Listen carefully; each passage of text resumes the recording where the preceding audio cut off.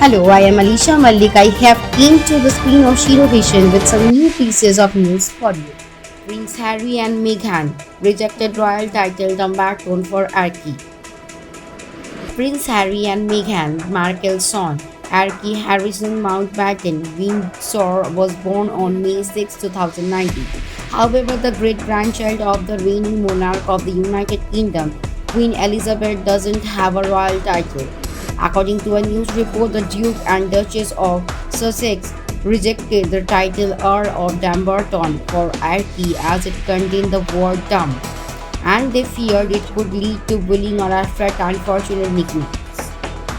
Speaking about Harry and Meghan decisions with the Telegraph, a source revealed they didn't like the idea of Archie being called Earl of Dumbarton because it began with the word dumb. They were worried about how that might look. Another person added it wasn't just Meghan who pointed out the potential pitfalls, it also bothered Harry. A couple of days earlier, Prince Charles announced that Archie will never become a prince, and he intends to change key documents to prevent the little one from inheriting the title, which would have once been his birthright. Archie is seventh in line to the British throne. During the tell-all interview with Off-Prey, Winfrey, Meghan and Harry made several revelations. The Duchess of Sussex revealed that they never objected to Archie being given a royal title, but the institution of the monarchy decided so. This is because without His Royal Highness prefix, he would not receive taxpayer-funded security. She further explained that he is not going to be security because he is not going to be a prince. Okay, well, he need to save, so we are not saying don't make him a prince or princess, but if you are saying the title is what's going to affect that protection, we haven't created this monster machine around us in terms of clickbait and tabloid fodder. You have all allowed that to happen, which means our son needs to be saved.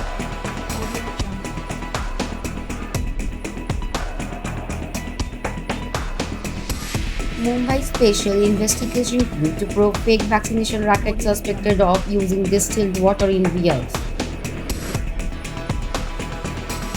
The Mumbai police has formed a special investigation team to probe a fake vaccination racket suspected of using distilled water in vials.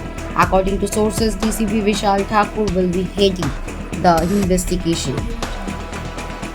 Sources told India Today TV that the police have found the group under investigation for carrying out the fake vaccines drives is suspected to have procured 38 vials from a private hospital in Mumbai. A pharmaceutical company misused the empty vials for conducting fake vaccination drives at several places. The police also suspect a Dr. Manish Tripathi who could have aided in the procurement. Meanwhile, the doctor has applied for an anticipatory bail at the Session Court, which will be heard on 25th June.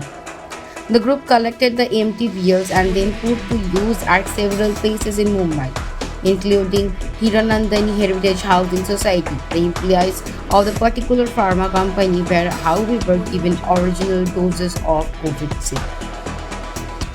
Police sources suspect that the empty vials were filled with distilled water, while the inoculation of distilled water may not cause harm per se.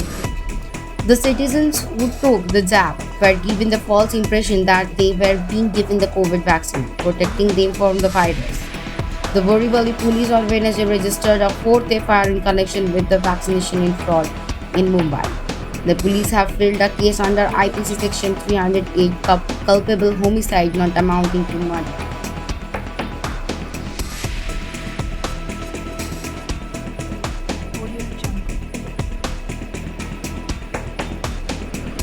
Ayodhya land deal, the inside story of the controversial land agreements. The Ram Temple construction work has been going on in Ayodhya for a few months. Some opposition parties in Uttar Pradesh, including SP and Aam Aadmi Party, have recently leveled land purchase-related allegations. And asked the India Today team went to Ayodhya to investigate the matter and find out the reality. Sri Ram Janmabhoomi Tirtha Kshetra Trust was bought the land for rupees 2.5 crore in Kod Ramchandra area, about 300 meters from the Ram temple construction site. The opposition has also leveled allegations about his land.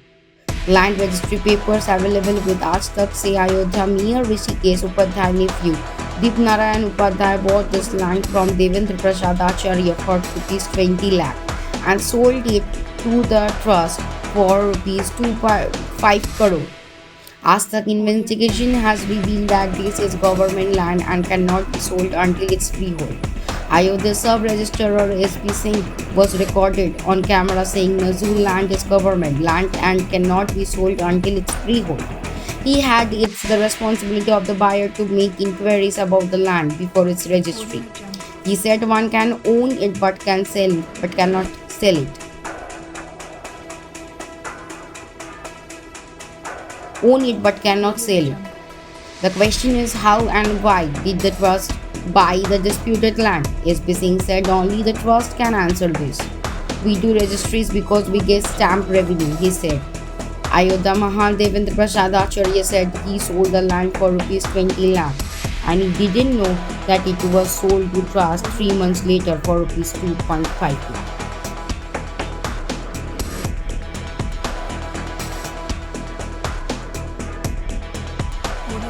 Russia warns Britain it will bomb its naval ships next time. Russia warned Britain on Thursday that it would bomb British naval vessels in the Black Sea if there were any further provocative actions by the British Navy off the coast of Russia and its Crimea. Russia summoned the British ambassador in Moscow for a formal diplomatic scolding after the warship breach that the Kremlin says are its territorial waters but which Britain and most of the world say belong to Ukraine. Britain said Russia was giving an inaccurate account of the incident. No warning shots had been fired and no bombs had been dropped in the path of the Royal Navy Destroyer Defender, it said. In Moscow, Russia summoned Ambassador Deborah Warner for a reprimand over what it said were Britain's dangerous action in the Black Sea. While Foreign Ministry spokeswoman Maria Zakharova accused London of barefaced lies. We can appeal to common sense, demand respect for international law, and if that doesn't work, we can bomb. Deputy Foreign Minister Sergei Ryabokov told Russian news agency.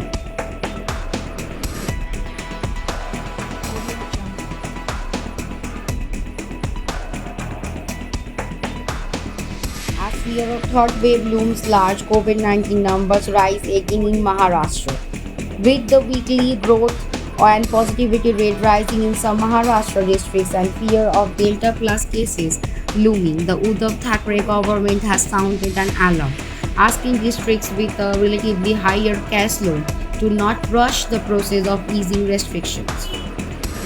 Maharashtra on Thursday reported 9,844 new cases of COVID-19 and 197 fresh deaths due to the virus. On Wednesday, the state reported more than 10,000 COVID-19 cases after a gap of 1 week. The state had on June 60 reported 10,107 cases and since then the daily count had remained below 10,000.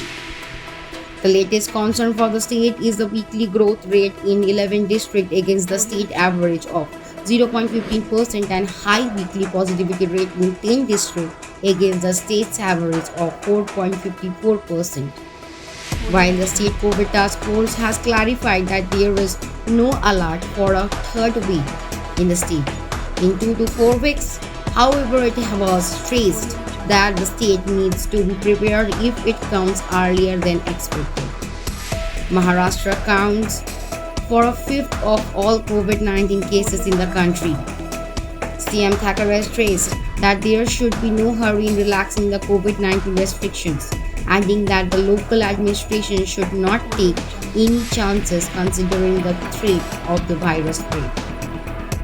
Zero Vision, সবার সাথে সবার পাশে। Zero vision.